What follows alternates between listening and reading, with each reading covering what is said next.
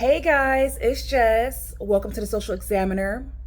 Here on this platform, we observe the current state of society by reflecting on how we contribute to it as individuals. So in today's video, it is going to be a review slash commentary over the latest Netflix documentary, Tell Them You Love Me. This documentary was so insightful, very interesting. It sparked a lot of questions from a viewer standpoint. You're trying to understand, like, where did things go wrong?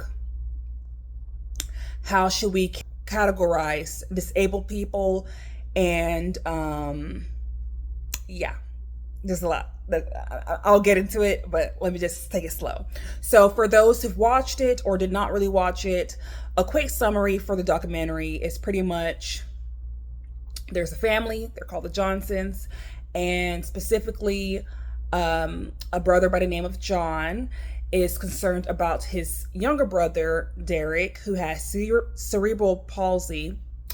Pretty much he is mentally and physically impaired. This is a brain damage or a injury that was sustained during childbirth. So that is his impairment for the most part. He is nonverbal. He's not able to communicate. He's not able to dress himself, shower, or eat by himself. He pretty much has the assistance of his mom, Daisy, or his brother, John, to take care of him. So John is really wanting to be informed about ways to improve the quality of his brother's life, to just further be informed on his disability, his brother's disability, and to see if there's ways that he can better communicate to his brother and vice versa for Derek's communication skills to be improved. You know, you would think, is there a chance with all the technology that we have in the world, can someone who's nonverbal become verbal? You know, just a lot of thoughts that can come into mind. So he is really interested in just finding someone who can help him in a situation. So pretty much he found a seminar or a class where Anna is teaching. Anna is a college professor at Rutgers University, and she is pretty much hosting seminars or teachings about facilitated communication, which is a method that helps mentally impaired people be able to communicate using this keyboard attached to a LED screen. So there's a lot of footage that this documentary shows, and pretty much John is convinced that, oh wow, this technique or method can improve the lives of those who are mentally impaired. They can become advanced in improving their cognitive skills and be able to attend college and be able to get an education and just be able to relate with other people in the world and communicate, and they could be understood. The Johnson family, so Daisy and John, seemed to be really impressed on what was going on. However, things take a terrible turn when Anna's relationship between Derek turned from something that's professional, okay, so pretty much a therapist or teacher relating with their patient slash student, it turned from professional to romantic, unethical, unprofessional relationship. And that's what landed her in jail. And we, the viewers viewing what's going on and just kind of reading the articles and the documents about this being a case, we are left to interpret or process with this facilitated communication. All she claims she is doing is due to Derek's physical impairment, or in general with people who are mentally and physically impaired doing this whole keyboard typing thing. They don't have full control over their muscles and their movements. So being an assistant, pretty much the person who's administering this communication thing, they are lifting the patient's elbow or holding their wrist to help them type. Okay, so what can be questioned about this facilitation or helping Is it accurate? Okay. Or is there some coercion or manipulation of what is actually being typed? Okay, so let's get into the nitty gritty. Let's get into the true tea.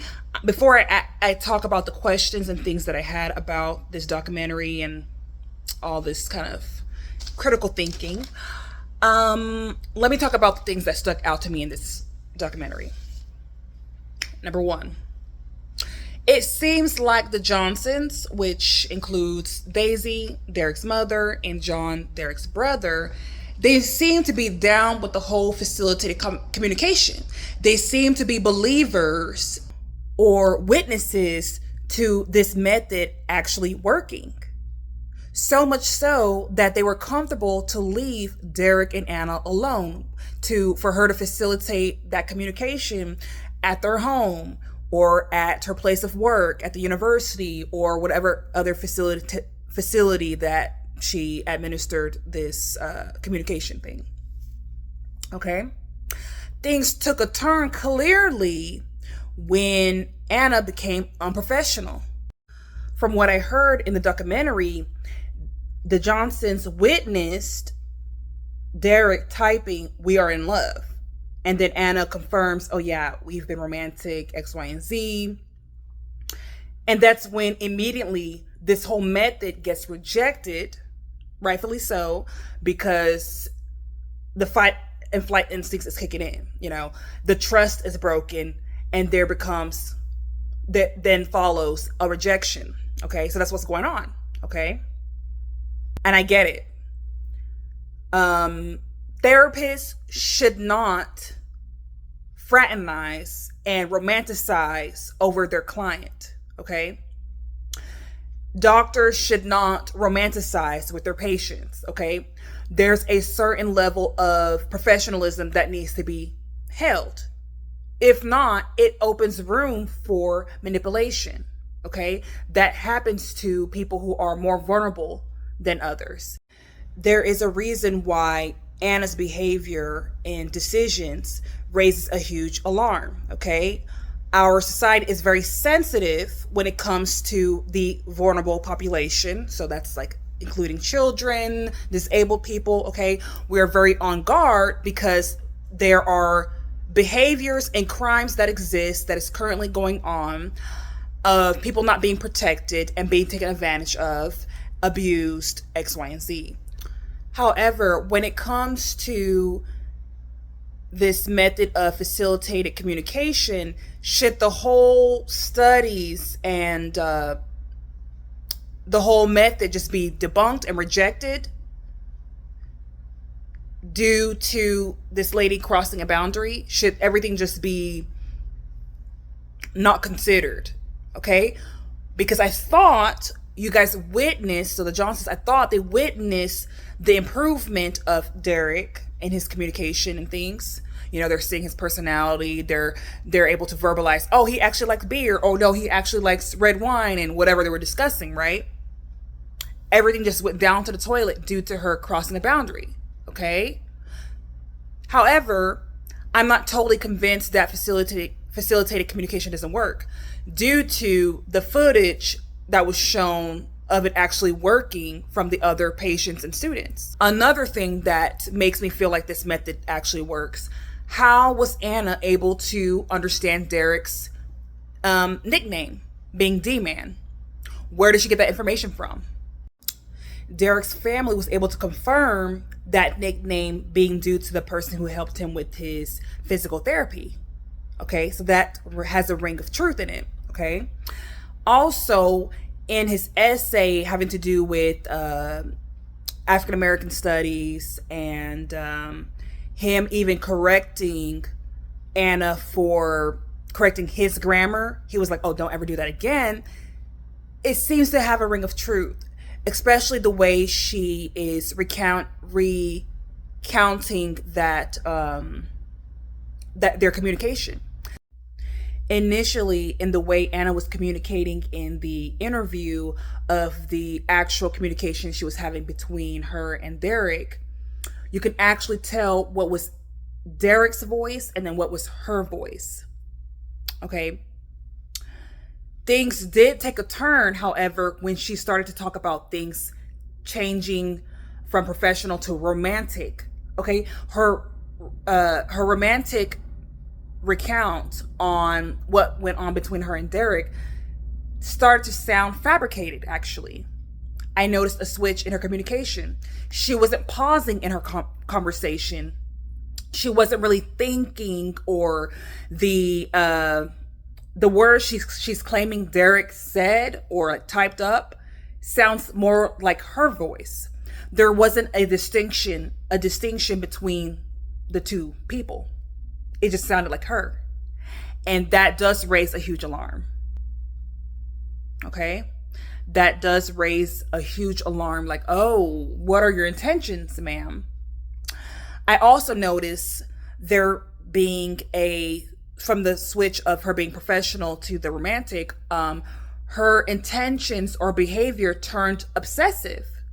Okay, when she's saying, oh no, Derek likes red wine, or he likes classical music, or, there's a lot of interjection between her and the Johnson family, which should raise an alarm.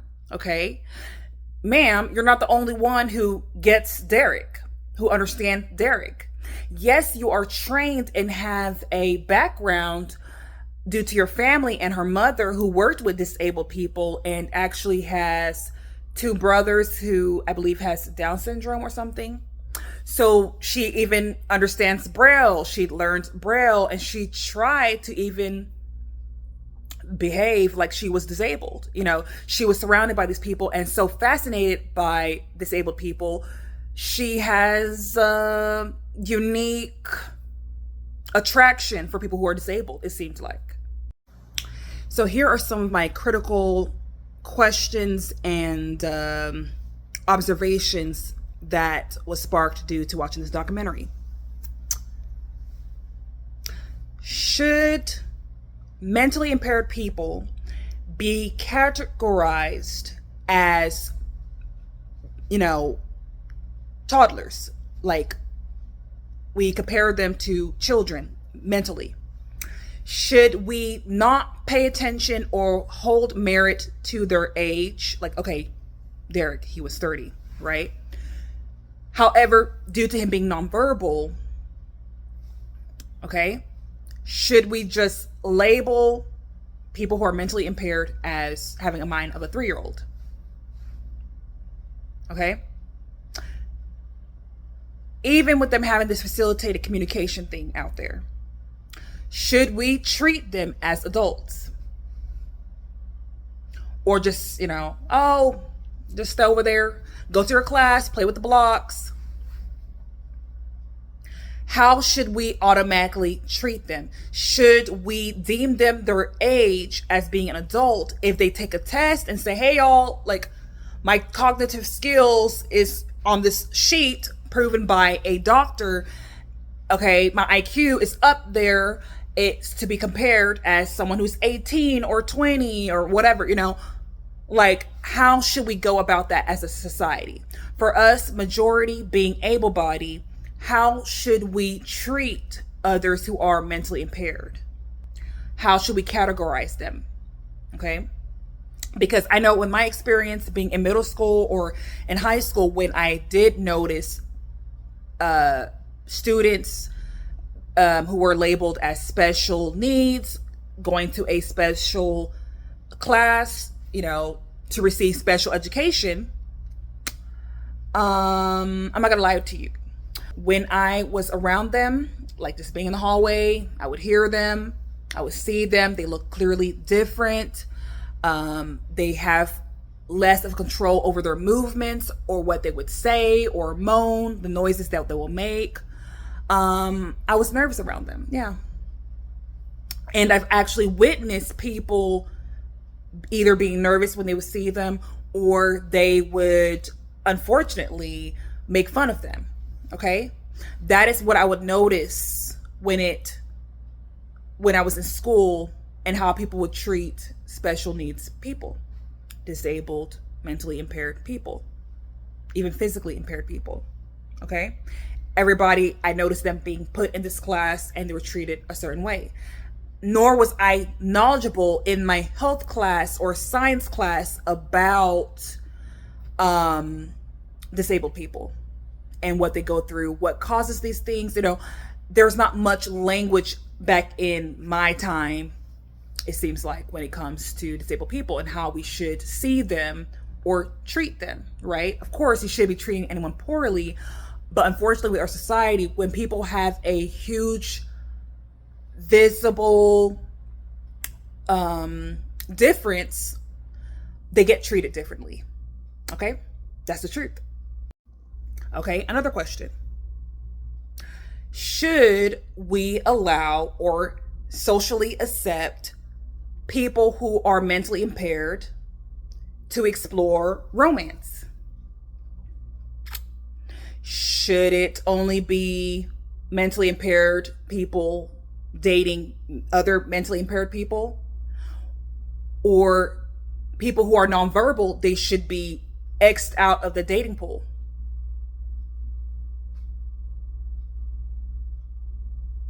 Should that be a thing? Clearly, maybe so. Only the verbal can experience dating.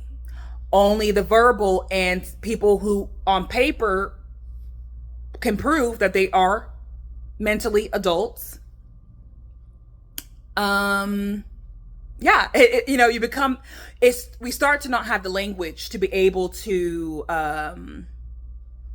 have rules and regulations for people who have these impairments. Obviously, when you're nonverbal, there are certain things you can't consent to. You can't consent to a relationship. You can't even consent to what diet you want to have, what you can eat, what you can wear. It's like we lose that perspective as someone who is nonverbal. They are limited in the things they can do. And generally, from observation, I feel like when it comes to disabled people, they don't really have a voice in society. Yes, granted, there are support groups and these studies and representation that you notice on commercials and maybe even in acting and film. Okay, we're seeing a little bit of representation. But generally speaking, first off, I don't really see a lot of physically disabled people when I'm out shopping or at a restaurant. Okay, I don't really see someone who is mentally impaired or extremely autistic out in public. I really don't see that. I don't hear people having conversation really with mentally impaired people. I don't see it. Clearly there's no one really doing facilitated communication. I don't see able-bodied people really having friends with disabled people. Again, there's a limitation in communication and things. I'm just pointing out the fact that people who are usually categorized as mentally impaired, it seems like they are the ignored population. They're not the population that has that much attention. People aren't really considering their feedback, right? Because, they're nonverbal. Some of them who are nonverbal and is disabled in general, I don't really see I don't see the interaction. I don't see the level of influence that comes from that population of people. I do see the privilege that we who are the majority who are able-bodied, I do see how life is constructed around us. Is it totally a bad thing? No. I believe I believe that the able-bodied has a responsibility in, the economy and just keeping things running, and also having the awareness and the empathy for those who aren't able-bodied or disabled or a vulnerable population, to go ahead and bridge the gap and help those who need help. Nothing's wrong with that. Also, there is a concept that I mentioned, that I verbalize and express in one of my previous videos. It's titled, Our Bodies Are Vehicles. Okay? So in this concept, my idea was formulated from reading the Bible, so biblically, and then, or like spiritually, and also scientifically. I conclude, ... So it's like, this is subject to change. This idea and this concept is subjected to change. However, I feel like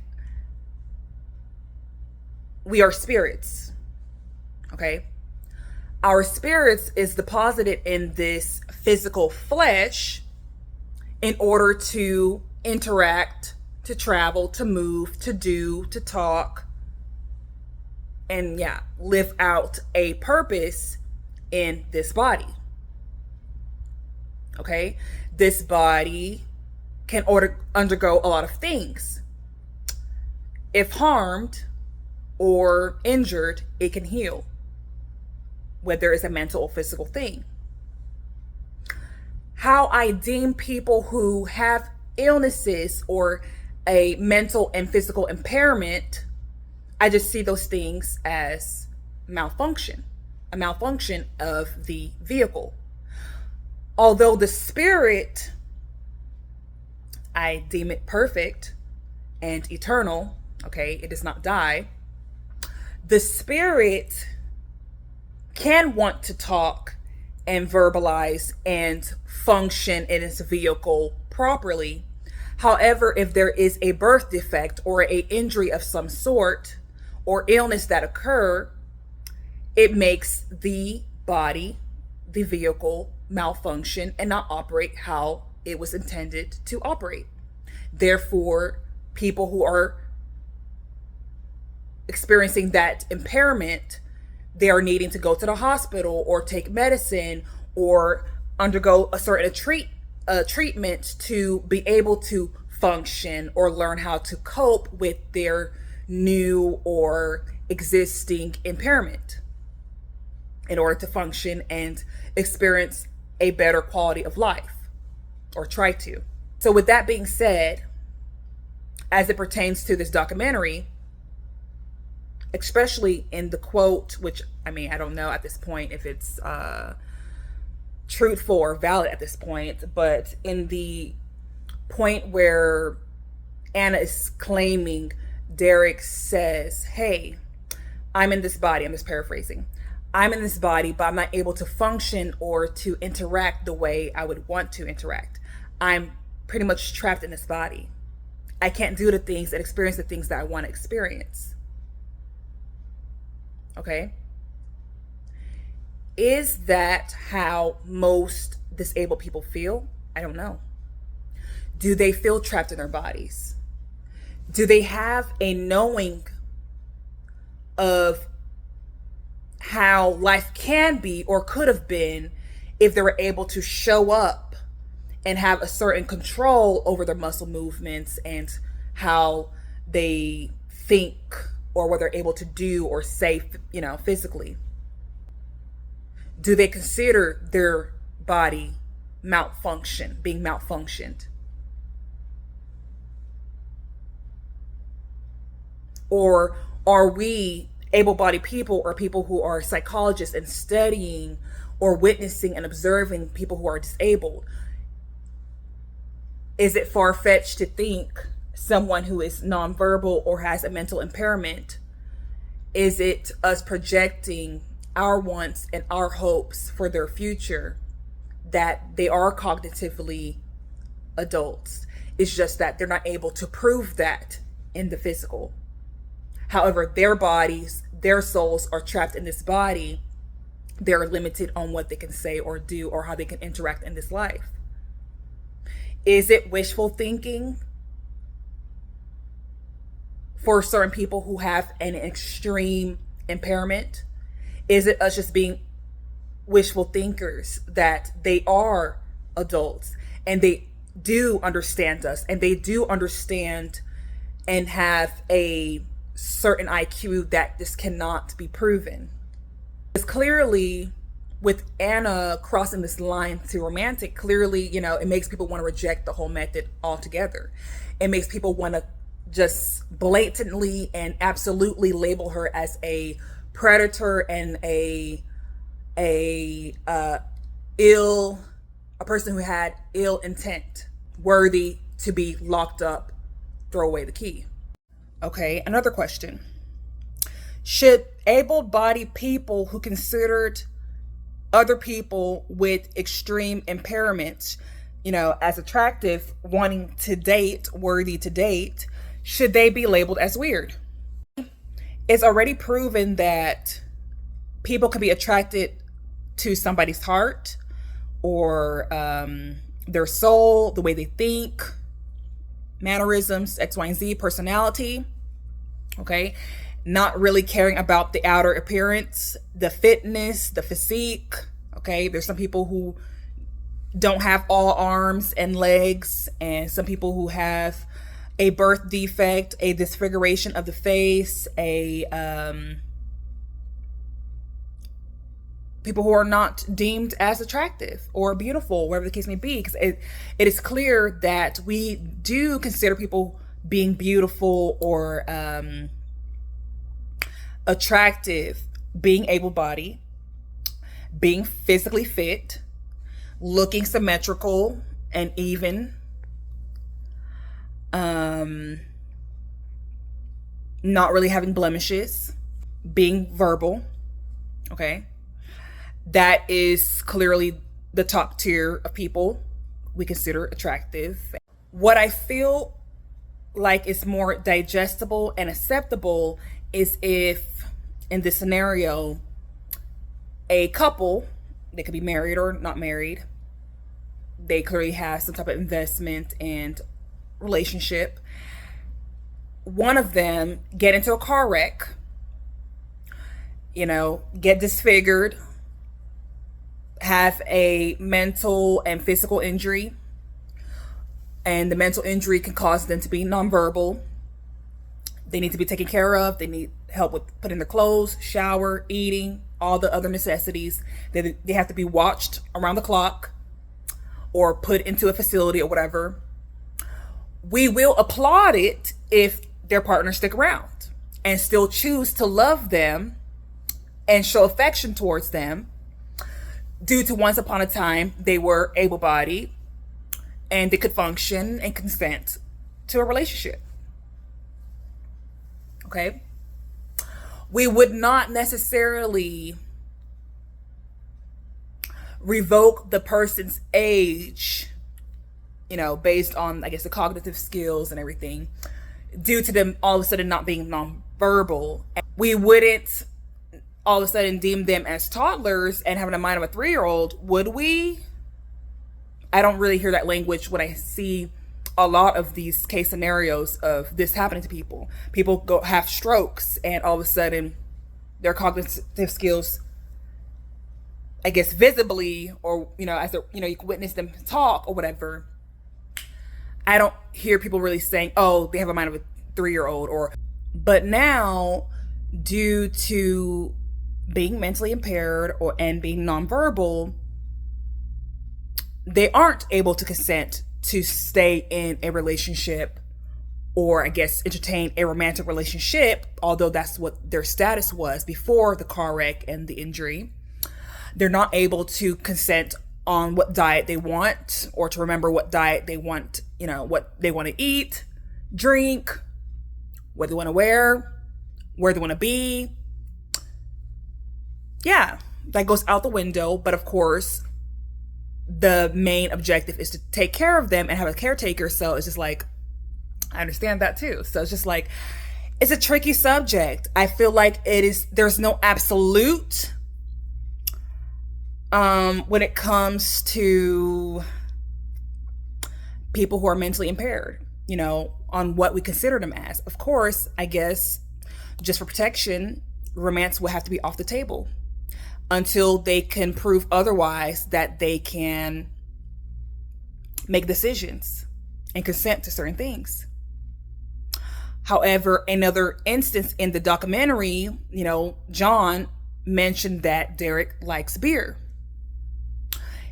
If you are categorizing someone as a child mentally, why would you think it's okay for that mentally impaired person to consume an alcoholic beverage? Because to my knowledge, it can impair you further if you keep on drinking it. It impairs us when we get drunk, being able-bodied. So clearly, I don't think they're drinking too much to get drunk, but I'm just saying, if you compared him to be a child, you wouldn't give a child an alcoholic drink. So, it's just, I don't know.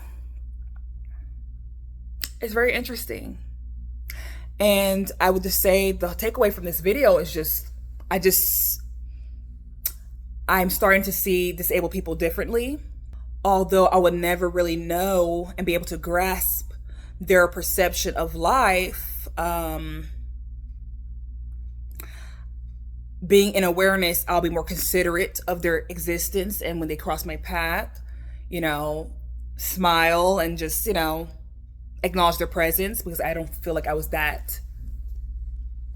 being that intentional when I was in like high school or like even in college or whatever, like in general, although I don't really see a lot of mentally and physically impaired people on the day to day, but yeah. I think this whole documentary just makes me want to be more mindful and have this conversation with other people, and just for us to just gain further awareness on the things that occur in this life. So I know my video might have been long-winded and all over the place. If y'all like this content, and I don't know what you guys agree or disagree with, whatever it is, go ahead and just comment down below and let's pop off a conversation. Let's talk. Be respectful, okay? And yeah, let's talk. Let's be aware of some things.